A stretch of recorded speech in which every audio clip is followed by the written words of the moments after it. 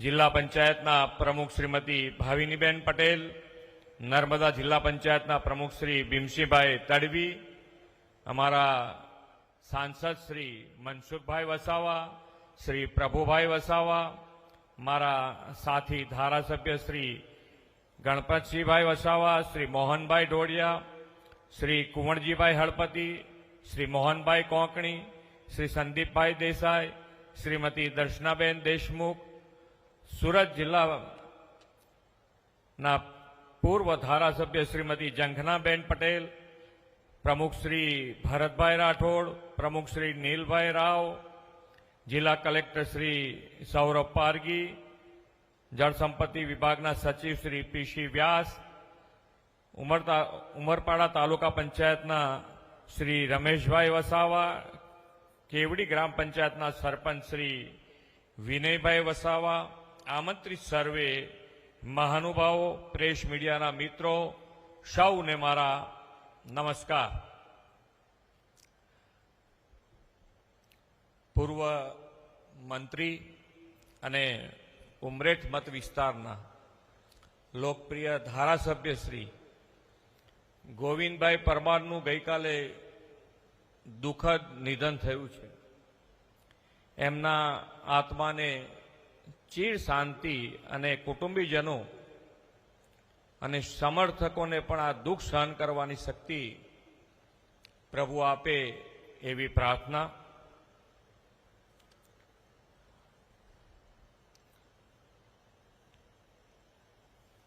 માન્ય વડાપ્રધાન શ્રી નરેન્દ્રભાઈ મોદી આપણને એક એવું નેતૃત્વ મળ્યું છે કે જ્યારથી એમણે ગુજરાતના મુખ્યમંત્રી હતા ત્યારથી આજે વડાપ્રધાન ભારતના, અને જે એમણે દિશા નક્કી કરી કે આપણે રાજનીતિમાં વિકાસની રાજનીતિ કરવી છે, કોઈને હરીફાઈ કરવી હોય તો એ વિકાસ માટેનો હરીફાઈ કરે, અને એ નીતિ આજે તમે જુઓ તો દરેકે દરેક રાજ્ય પણ એ સ્વીકારીને આજે આગળ વધતું થયું, અને દિન પ્રતિદિન એમના ઉપરનો ભરોસો, વિશ્વાસ એ હર હંમેશ વધતો જ ગયો છે. એનું કારણ તો કે એમણે સામાન્યમાં સામાન્ય માણસ, છેવાડાનો માણસ, વંચિત માણસ એને મુખ્ય પ્રવાહમાં કેવી રીતે લાવી શકાય એના માટેનો હર હંમેશ એમણે પ્રયત્ન કર્યો. આજે આદિવાસી પરિવારો અને આદિવાસી પરિવારોને પણ એમનું જીવન ગૌરવમય બને, ગૌરવથી જીવી શકે, એના માટેનો પણ જો સૌથી મજબૂત રીતે પ્રયત્ન થયો હોય તો એ માન્ય વડાપ્રધાન શ્રી નરેન્દ્રભાઈ મોદીએ કર્યો. ગૌરવ અપાવવા માટે ભગવાન બિરસા મુંડાના જન્મ જયંતિને, જન્મદિનને જનજાતીય ગૌરવ દિવસ તરીકે ઉજવવાની જો કોઈએ શરૂઆત કરી હોય તો એ માન્ય વડાપ્રધાન શ્રી નરેન્દ્રભાઈ મોદીએ કરી.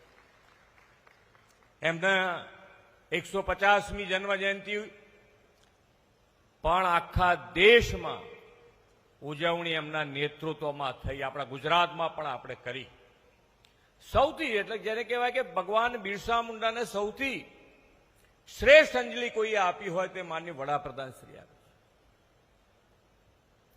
આજે વિકાસની વાત અને વિકાસની વાતમાં વિરાસતને પણ એટલું જ ગૌરવ આપીને આગળ વધવાનું જો કોઈ કાર્ય કરી રહ્યું હોય તો એ માન્ય વડાપ્રધાન શ્રી નરેન્દ્રભાઈ મોદી.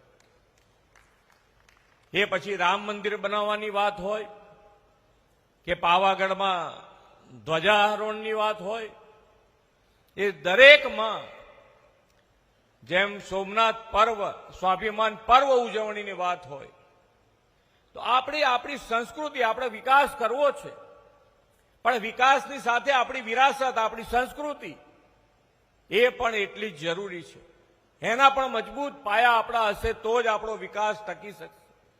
અને એને ધ્યાનમાં રાખીને આજે માન્ય વડાપ્રધાન શ્રી, અને આપણી પાસે માન્ય વડાપ્રધાન શ્રી હર હંમેશ એ આગળનું વિચારી વિઝનરી લીડરશીપ છે આપણી પાસે.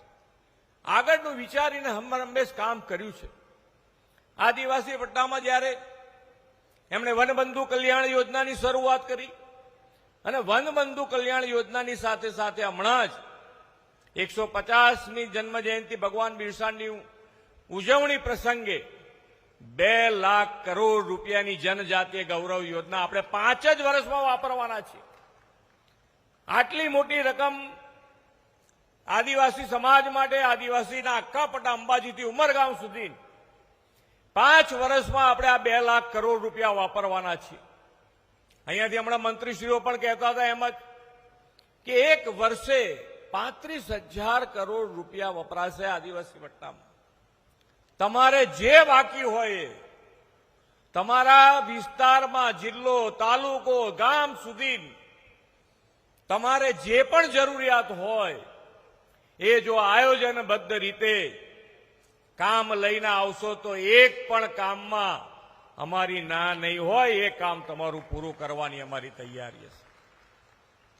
શિક્ષણની કામ હોય, સ્વાસ્થ્યનું હોય, રોડ રસ્તા હોય, સરકારી મકાન હોય, દરેકે દરેક ક્ષેત્રે આદિવાસી પટ્ટાના કોઈ કામ અધૂરું ના રહી જાય એના માટેનો જો કોઈએ વિચાર કર્યો હોય તે માન્ય વડાપ્રધાન શ્રી નરેન્દ્રભાઈ મોદી કરશે. એટલે 2 લાખ કરોડ રૂપિયા છે, કઈ નાની રકમ નથી અને 5 વર્ષમાં વપરાવાની છે. 5 વર્ષમાં પાણીની નહેર બને, પાણી અપાતું હોય છે, પણ એ બધી જ યોજના જે કુદરતી વહેણ હોય એ પ્રમાણેની યોજના. તો જ્યારે આદિવાસી પટ્ટો તો આખો ડુંગરાળ વિસ્તાર ઘણો બધો આવે છે એની અંદર, તો એને પાણી કોણ આપશે, એને પાણી કેવી રીતે મળશે, એનો વિચાર ક્યારે થયો? એનો વિચાર પણ માન્ય વડાપ્રધાન શ્રી નરેન્દ્રભાઈ મોદીને આવ્યો. અને આજે આપણી વચમાં આજે યોજનાઓ બની છે. તમને લાગે કે ખરેખર આજે 87 મીટર ઊંચું આ પાણી પહેલા ઉપર જાય અને પછી નીચે આવે. કેટલી અદ્ભુત યોજના બનાવી છે કે સામાન્ય માણસનો પણ વિચાર, કે એક માણસ રહેતું હોય કે એક ફળિયું રહેતું હોય તો એનો વિચાર કરીને પણ આ પાણીની યોજના બનાવી. એટલે એ તો માન્ય વડાપ્રધાન શ્રી નરેન્દ્રભાઈ મોદી જ કરી શકે, એ જ વિચાર કરી શકે કે દરેકે દરેક યોજના, કોઈ પણ યોજના માન્ય વડાપ્રધાનશ્રીએ બનાવી સરકારી યોજનાઓ, તો એ યોજનાઓ પણ કેન્દ્ર સ્થાનમાં જો કોઈને રાખ્યું હોય તો એ સામાન્ય માણસને એની અંદર કેન્દ્ર સ્થાનમાં રાખ્યું છે. એ પછી યોગથી આયુષ્યમાન કાર્ડની યોજના હોય કે પાણી માટે ઉદ્વહન યોજના હોય, દરેક જણ રોડ રસ્તા છેક સુધી પહોંચાડે. દીકરા દીકરીઓને ભણવાની વ્યવસ્થા, સાયન્સ, પહેલા સાયન્સ કોલેજો જ નહોતી, સ્કૂલ નહોતી.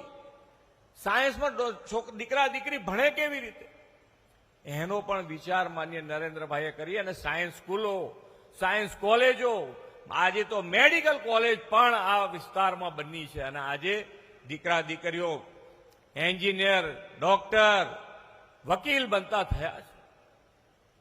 ભણી ગણીને આગળ વધવાની, પાયલટ સુધી, મારી પાસે જ્યાં સુધી જાણકારી છે ત્યાં સુધી પાયલટ બનવા માટે પણ સરકાર 25 લાખ રૂપિયા સુધીની લોન આપે છે. ના, આનો લાભ પણ આપણા આદિવાસી સમાજના દીકરાઓએ લીધો છે અને પાયલટ પણ બન્યા છે.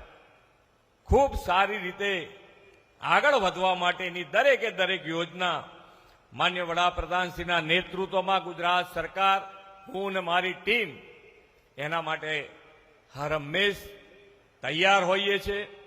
આપણે બધાએ જે માન્ય વડાપ્રધાનશ્રીનો સંકલ્પ છે કે 2047 સુધીમાં આપણે વિકસિત ભારત બનાવવું છે અને વિકસિત ભારત માટે આપણે સૌએ સાથે મળીને આગળ વધીશું તો જ આ વિકસિત ભારત માટે સૌથી કોઈ વધારે લીડ લે તો એ ગુજરાત લે.